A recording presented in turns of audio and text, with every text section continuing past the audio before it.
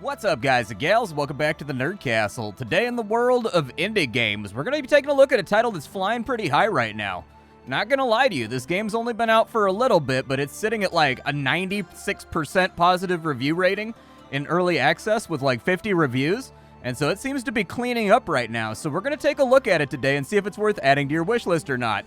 The game is called Winter Falling, and it's a game where you create your own custom warband of mercenaries in a fantasy realm where you're going to be fighting all kinds of goblins and gremlins and wizards and things of that nature. But the game has kind of an interesting approach to tactical combat. I wasn't quite sure what to think about it, so I haven't played a ton. I played for like an hour, I think, and I played probably 3 or 4 missions in the tutorial.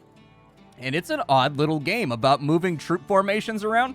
So for example, you don't have like individual units in this game the same way that you have in something like, let's say, Battle Brothers, where they're customizable and all that kind of stuff.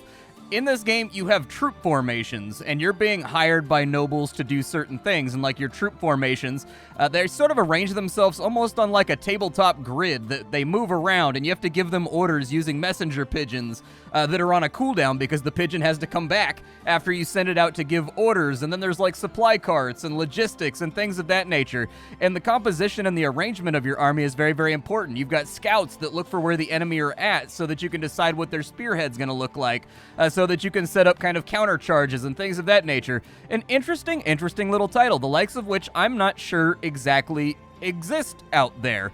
And you guys know me, I like novelty, I like unique things, and that's one of my favorite things about working in the indie world, is that I get to see those things first a lot of the time. So anyways, today we are going to check out Winter Falling. We'll probably play for about 30 minutes. Hopefully that'll be enough of a first impressions look for you to decide whether or not you want to play the game or not. The link is down below in the description for the early access. The developers seem to have a very good roadmap structure. They actually tell you how many days it's going to be till the next patch comes out and what's going to be in that next new patch. And I like that. I like that structure.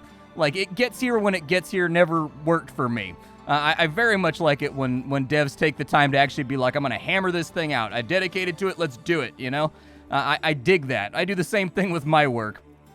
Down below, you can also find a link to my Discord and my Twitch stream, just in case you wanted to contact me directly or hang out live. Let's go ahead and start a new game. The first thing you may notice is there's kind of like a choppiness to the scrolling and the animations in this game when you choose to do certain things. You'll see it. So the game itself runs at 60 frames, but the little supporting animations from like the UI and like the overlay layer, basically. So like all the units and all the mouse and everything else are in 60 frames, but all the animations seem to be a little bit slower or maybe locked to like 29.96 or whatever the NTFS or whatever the standard are. I'm not sure why that is, but I did notice that very, very quickly. We have one campaign right now, so there's not like a whole lot of stuff for us to work on. We'll just take the default campaign. We get to decide what mercenary company we want to play as. So there's the Zlota Kompania. There's also the Black Company. There's the Egg Riders. And there's the Snack Boys. This game does have a sense of humor. Like, in this game, you are effectively leading a troop of morons. Like, the game is definitely tongue-in-cheek. The game is definitely kind of, like, jocular. Like, it's not a game that takes itself super seriously, but the aesthetic implies that the game is going to take itself super seriously, which I think is what surprised me and actually made it even funnier once I started playing it. So anyways, we'll go with the default company for right now. And then there are special sauces you can add to your playthrough if you want to. These are modifiers that make the game harder. Like I said, the game has a sense of humor. And so anyways, we'll just dive in with the defaults going, but there's a couple of them here that make the game harder in various ways. So it looks like apparently all units have like an extra guy. We've got like a harder AI. Over here, it means that there's less fish that we can buy around, which makes the game harder. Fish are like a special currency you use for resolving certain situations. But let's dive on in. From the office of Regional Prince Rurik, the first ruler of Polichna, the defender of Samipin, the hope of Mosin. My good friend, please help me. I grow tired of the scheming politics around here, and now there are rumors that the woods and rocks have come to life to haunt my subjects. Find out what's threatening people all around here. I can prepare a down payment, but you'll have to wait a few days, and the trouble grows stronger every single day. I must insist you begin as soon as possible. What do you say? I don't know what happens if you say not my problem, like if it goes in like a Way of the Samurai direction and your character just saunters out of town and it's like, congratulations, you won. I always like little hidden things like that, but anyways, we can start right now, or we can get $7 in 2 days. The game is on a time scale, and so the game is actively going to get harder, much in the same way that Battle Brothers does. So Battle Brothers is divided up into periods of like 50 days. So like day 1 to day 40, things are going to be really, really easy. You know, day 50 to day 100, they're getting like harder. After day 100, you're officially in the end game where it's going to be throwing everything in the kitchen sink at you. This game, I assume, does the same thing because you get rewards for beating the game faster. But I'm going to wait for my down payment. There we go. So now we've got $21. In the UI, what are we looking at right now? So we've got this Loda Campagna banner. We've got our morale, which is these little guys right here.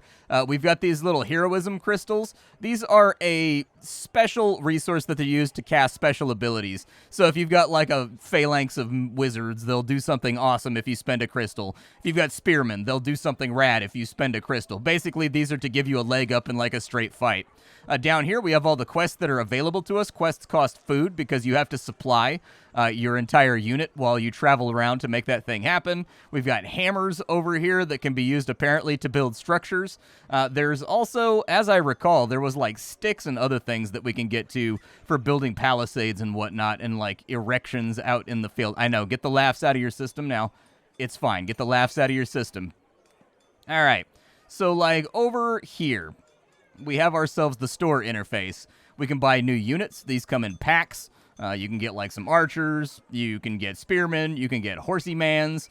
You can get apparently great swords. There's also packs of like resources that you can use in order to make your life a little bit easier.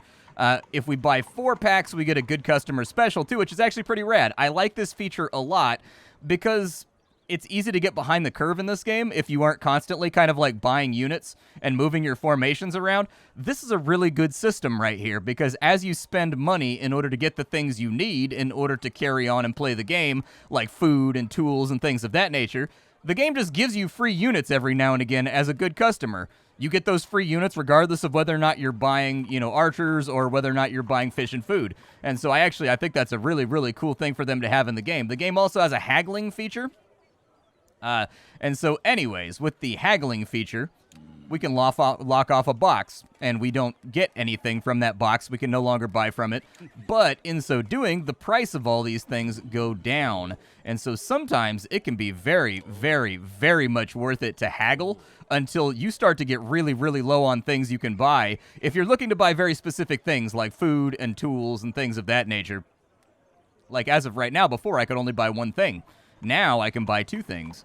So technically I could buy that pack right there, and I could also get archers and spearmen. Or I could buy 2 of these right here, and then it looks like nothing else really. But anyways, I've increased the amount of things that I can buy, which is really, really cool. I like that feature as well. So let's go ahead, and I think we will take... We'll take fish, food, hammer, and we'll take food, hammer, I think, for right now. And then we'll leave the remainder of our money just kind of chilling. So there we go. We've grabbed all that stuff. The game has a nice little flourished animation where everything flows inside of there. It does a ticky, ticky, ticky sound. Fantastic. Could not be better. That's great. Dopamine inducing. Love it.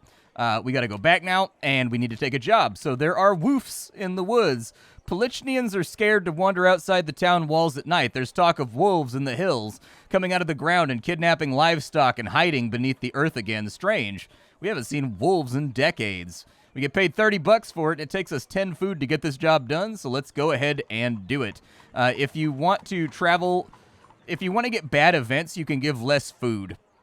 I'm not going to do that right now because I like my troops, and I would prefer that the heavily armed men that are traveling around with me and guarding me while I sleep in an airy tent with no ballistic protection and no stab-proof flaps, I would prefer that everybody like me right now. I want to be the belle of the ball. But Winter Falling is a complex game. It's probably a good idea. Nah, I don't need a tutorial. I know. I get $5 apparently for doing the tutorial battle.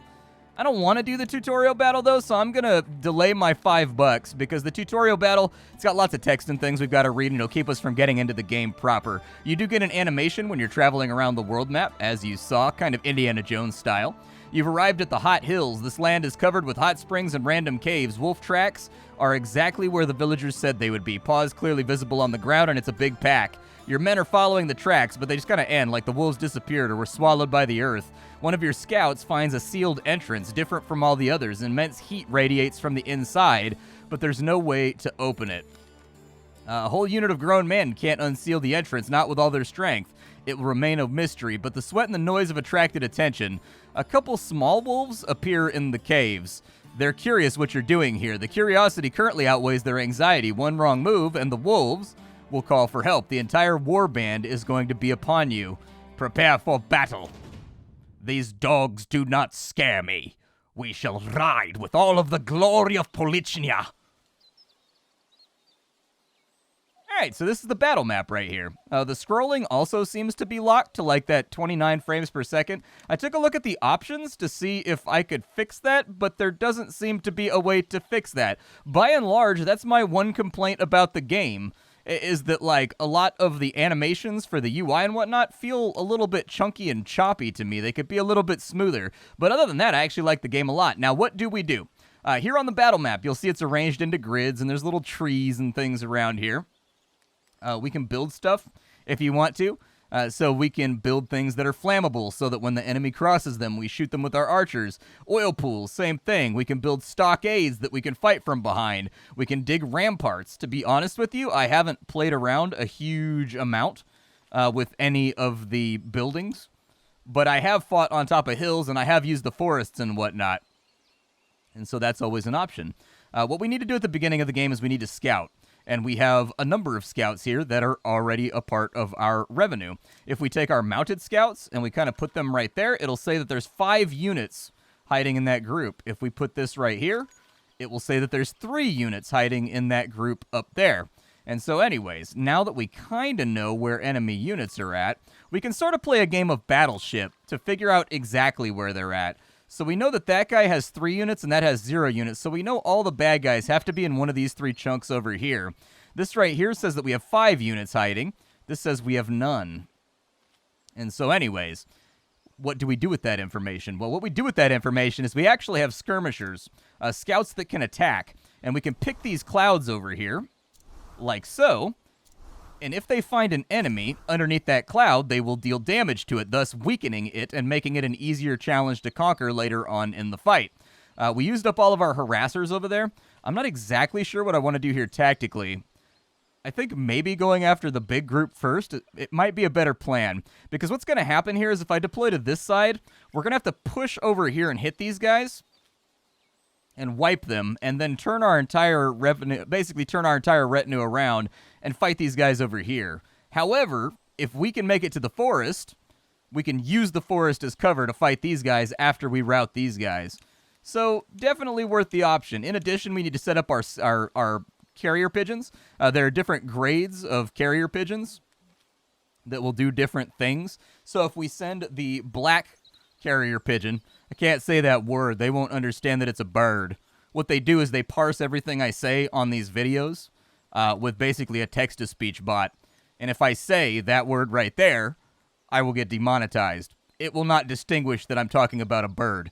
And so anyways, this bird gives you bonus movement if you use it to give the order. And you get these in differentiated grades and different qualities, and that's why you're able to swap out your carrier pigeons. Now we need to set up our retinue. I think what I'd like to do is I'll put a spear right there. I'm going to take a swordsman, and we'll put a swordsman right there. We will also put another swordsman right there. We're going to keep people kind of like high and wide for right now. And then, if I can, we want to keep kind of a tight formation here. So I'm going to have a spear guy right there, a spear guy right there, maybe another spear guy. Oh, that's a captain. Okay, that's fine. Sometimes it swaps the unit on your clicker for some reason. I don't know exactly why it does it, but I'll be thinking that I'm stamping out all spears, but I think it's because it goes by like the order maybe that they're in that bin over there. Captains give everybody bonus HP, and the supply wagon, doubly so, gives you even more HP. And of course, different units get different abilities for being like in forests. So if I click on my swordsman right here, for example, they are professional soldiers. That means that they don't like being around civilian units like militia, things of that nature. Over here, they have their manpower. their manpower. Basically, every single time they are routed from combat or defeated, they lose manpower. Doesn't really matter. They lose a little bit of HP when the manpower goes down, but what really matters is if they die entirely and lose all of their manpower, they're gone for good, and you've got to buy a new unit to replace it. I think we've got everything just about where I want it to be. Yeah, so let's go ahead and initiate the battle. So battle is joined. The game does have a push pause that you can use. What I would like to do is I'd like to give them an order. And I would like these guys to head to the forest. So there you go. Push on through, boys. The order has been given. We've got to outrun these guys behind us. Luckily, we should be able to take these guys out and clean them up long before they can do anything to us. And so we've made it into the forest. What is the forest bonus right now? What does that do for me? Hold the fort. What does the forest do, though? There it is. So it looks like in the woods you take less damage, but it also looks like you deal less damage. So chances are we probably don't want to fight in the woods long term. Let's go ahead and let this battle join a little bit closer. There we go. We're going to pause it right there. And what we want to do now is we want to take this spearman right here, and we want to use his special ability. Does he have the charge? No, he doesn't, but we want to click and drag. There we go. So he's going to charge, and he's going to stun that unit right there. And then I'm going to pause again. We're going to take this guy, and we're going to charge into right there just to knock him out. And then we'll give that order. Those two guys are now stunned. We're going to take our final order. We're going to give it. This guy's going to charge to right there. Finalize the order. There's the charge, and there you go. The enemy is stunned, and they are now taking damage from all of my units. As soon as we get all this set up right here so that we're no longer compressing into a giant mass of ugliness, and after we wipe out the enemy, I'm going to need to about-face my units very, very quickly. So that dog is running away right there. Okay, my carrier pigeons are back up. So what I would like is I would like for some of these guys to come back around this way. Actually, maybe I won't do that. Hold on, let's see if we route the rest of these animals first. There we go, we killed one of them. Another one's almost down. These guys are regrouping over here. I would like for you to maybe cover the butt cheeks right there. And then I would like for you to cover the butt cheeks right there. And then I would like for you to cover the butt cheeks right there as well. Just kind of spread out and give me like a line of infantry over here until I can get everybody else into the fray. He's out of energy, so that's good. Hopefully these come up again so that I can charge once more into the fray. I can. All right, so let's take my birdie, and we're going to charge that guy right there. Dunzos. That guy's now been knocked out, and he's no longer dealing damage. These guys are chasing people, like, all over the world, and I would rather they not.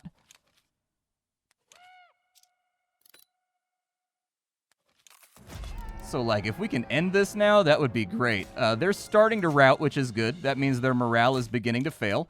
I would like for you to charge over to there. And as soon as I've got some more orders to give, hopefully... Oh, that guy's getting tore up. Okay. Can I charge you out of combat? I cannot charge you out of combat, but I can give you a pushback order.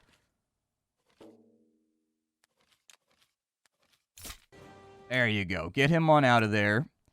And then if this comes back up in time, what I can do then is I can maybe have him charge over to here and isolate. There we go. Those spearmen right there need to get out of combat. Yeah, I should have focused on the big group first, I think. Frequently what happens in this game is you start out like really, really surrounded. And unfortunately being really, really surrounded is really, really bad. You don't want to be really, really surrounded. Let's see if maybe I can get some of these guys a little bit closer to the fight.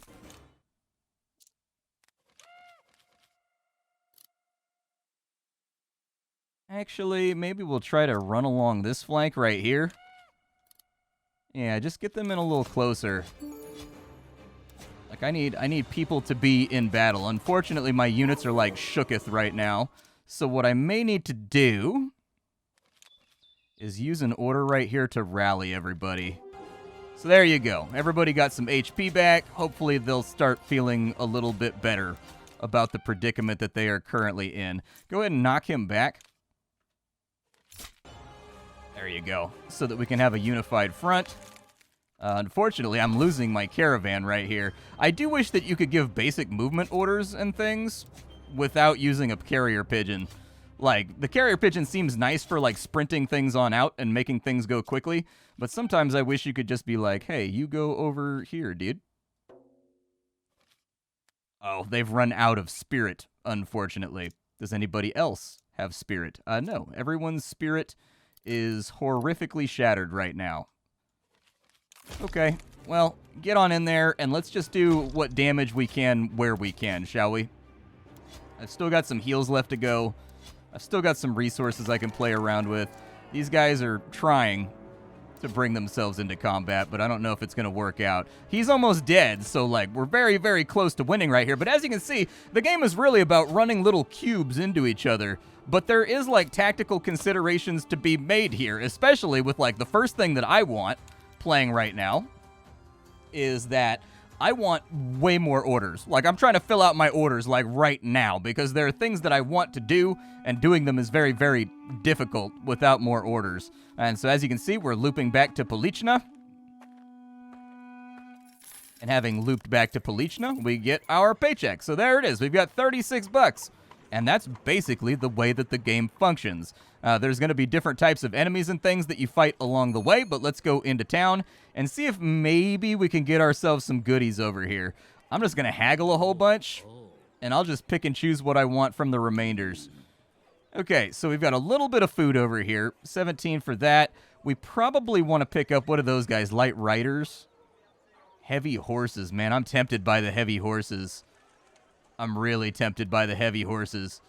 Archers are also a pretty cool idea, in my opinion. Like, I would like to have archers as well. Like, especially since they can kind of, like, hang back behind and fire at enemies without actually joining in the combat. I like that plan. Let's take the archers. We'll take a little bit more food. Do I need another spearman's? I mean, we can get some free food if I take the spearmans right now. It's possible. Sure. Let's do it. Let's live aggressively. All right. We're all done with picking that on up. It wants me to investigate some village ruins, or we can escort a caravan. These missions are not procedural as far as I can tell. They've been the same each time I've reloaded the game. And so I don't know if any proceduralism or like a sandbox mode is ultimately planned, but it would be nice, especially if they give like the little cities like reputations and like special units you could only get from certain cities and like working your way up the class hierarchy of that area. Poof, that'd be pretty rad. Let's go ahead and investigate the ruins. 2 villages have been pillaged. The village has been pillaged. Oh no. It rhymes. It's always really unfortunate when human tragedy rhymes. That's got to be very, very difficult to write about. This development undermines the reputation of the regional prince. Be prepared, the road is not safe. I mean, no road is safe when I'm on it. We're a bunch of gangsters out here. We'll take this road over to Solix, and we're going to tear it up, dude. Yeah, that's right. Walk your way on over there. I'm ready. You approach the burning remains of Arulin. The village has been completely destroyed and the earth salted. This wasn't a simple bandit raid, difficult to discern who the attacker was. Finally, your scattered troops find something, a hut on a hill. Seems like somebody lives in there and the fire is burning beneath the pot. Oi, what are you doing? You found a villager, a whole family, actually. Perhaps it's a good idea to camp here and question them. I mean, nah, let's just keep going. I don't really care about random villagers with beat-stained teeth. Let's see here. Garen comes out of the shadows. Not really a village anymore, just a collection of ruins. It was burned down recently. In fact, the blood on the bodies is still fresh. Your scouts are already searching the woods. As you move through the ruins, observing the outcome of this slaughter, you notice a nest in a fallen chimney with a small, plump bird inside of it. We can feed the bird, or we can say that that bird is too damn fat. Let's feed him. I want to see what happens. While you were looking at the bird, one of your scouts is jumping and shouting, trying to get your attention. In fact, he's pretty tired by the time that you notice him. Listen, I'm not judging you. I'm telling the story exactly as it happened. Your men have found the culprits. Greenskins are advancing on your position. Take cover. All right, so here we are, and we are actually, like, highly surrounded. Jesus. But we do have a hill, which is something that they don't have. So let's start with our scouting here. I'm going to go for the easy scouts. So we got 3 units in there. We got 6 units in there. We got 3 units in there. Oh, brother. 5 units in there. Oh, my goodness gracious. Okay. Yeah, this might go poorly. Please don't tell me there's any more units hiding in there. Okay, so we know there's 3 over there and 3 over there. I've got some shanks. There we go. There we go. Were there any units hiding over here? Get them. I need these guys softened up. Hey, nice, dude. All of our scouts worked out. So over here, all you scouts are available again for 1 fish. Yeah, I'm going to do that. Because I want to soften up some more nerds. There we go. All right, so we've softened them up the best that we can possibly soften them up. We're going to have to make some decisions over here. We can fight from the corner, which is not an awful idea. We don't really have any deployment spots over there. Maybe fighting from behind a palisade or something might not be an awful idea. On thinking about it, I'm kind of wondering if it would be plausible to build a palisade along this over here to protect myself. That's what I'm kind of curious about. How much is this going to cost me? 10 hammers? I only have 16. What are these going to cost me? Those cost me 7 hammers? Okay, so like a dirt rampart might work over here then. The other option is that we deploy over here with a rampart on either side, and we hope that we can wipe out these 2 groups before things get bad, and this main attack force arrives. Yeah, I think I'd be inclined to go in that direction. So, like, if we put a rampart, like, right there, and then we put a rampart, like, right there, I think we may actually have a shot here. But I think they do have us outnumbered, so that's going to be my principal concern. We'll go ahead and put a spear over here. Put a spear right there. Put a spear right there. This left flank, I think, is going to be a little bit weak, so we may want to reinforce it. I guess it also kind of depends what direction they come from, but we definitely want the archers kind of squirreled away right there. And then if I can get a captain in right there, that'd be good. We'll put swordsman on the flank. We'll put a swordsman right there, and his first order will be to, like, move down, basically, and hit the enemy right there if he can. I don't love the idea of my wagon being exposed. So maybe we'll do something like that. And then these guys don't have a captain either. We're a little bit cramped in our formation, but I think it's going to have to work. I don't think we're going to have I don't think we're going to have too much of a choice. Okay, let's join the fight. Hopefully the rampart gives us the attack benefit that we hoped it would. First order, you move down to there.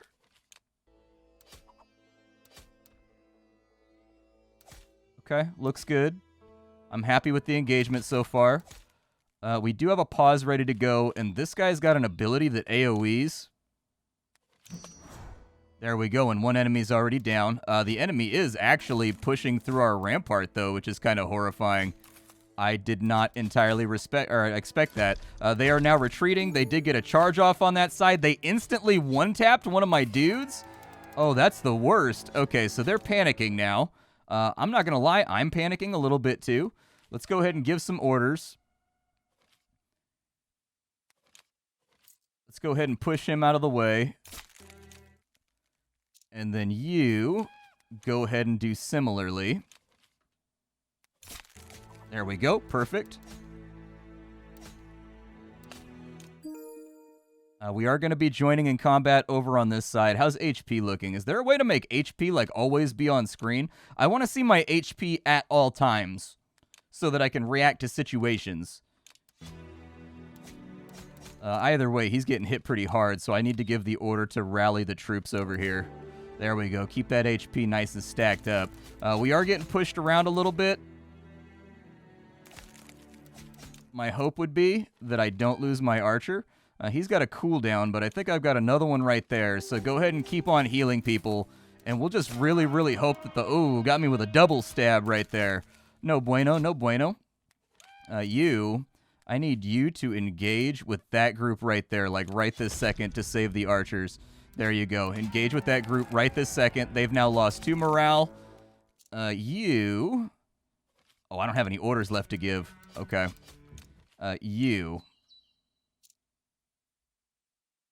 Move down to there and get that flank. Archer's still doing his best. They just did some kind of scary howl. Do I have the range to heal everybody? Let's go ahead and do it. That kept him alive for another second or two. I think it's better than what you can hope for sometimes. If anybody's got anything they can do right now, like literally anything, there does not appear to be a whole lot I can do right now to turn this thing around. The enemy is getting some kind of serious charge bonus, but the good news is their morale appears to be somewhat breaking. Then again, I think that our morale has probably been better in the past. You can do a pushback. Go ahead and kill him right now.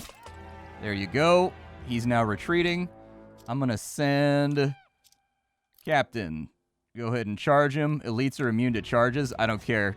Charge him. There you go. That's what I'm talking about. Get in there, Chief. You absolutely go ahead and heal everybody you possibly can.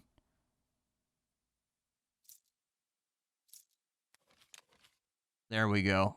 Hot dog cart time. Yes, dispense the sausage of dispensation and war. Nothing can stop the Polish dog of victory. That actually, I feel like that went better than I expected. Like, I feel like we're going up against tall odds right now. Like, I feel like these fights are definitely outnumbering us. But I think if you use your abilities appropriately, and the abilities and whatnot are what really add the spice to the game. Like, I do wish that each one of these, instead of being a little square, was actually like a little column of guys you could, like, zoom in on and see them fighting with spears and whatnot. By and large, I'm happy with the game. I feel like the production values are pretty solid. The UI works. The tutorial... Actually, like, the game is easy to pick up and figure out, and the tutorial that they have in the game right now is sufficient to get you educated on the things that you're not going to pick up just intuitively. Some observations is that I would like the actual UI and whatnot, when there's, like, moving things in the foreground, to run at the same frame rate as the background game. I would like there to be a little bit more sound effects when you're in combat, like the din of combat, guys shouting, swords being swung, the screeches of goblins, and the howls of wolves and things. Just creating kind of like a ambience while the fights are going along. I'd like to see veterancy. I'd love to see a sandbox mode where you can just play freely from a tiny warband on up to, you know, a world-renowned force. But for now, the game's in early access, and I think they've got really, really good bones. This is a fun game. My name is Splattercat. This is Winter Falling. I hope you guys enjoyed my preview thereof. Not very good at it yet, but from the hour or so that I've played, the game feels really, really solid and really unique, in fact. There's definitely places where it could be more filled out or have more depth. But we'll have to wait and see in the early access as those things come. I'll see y'all next time. Thank you for stopping on in, and it's time for me to go. Bye, everybody.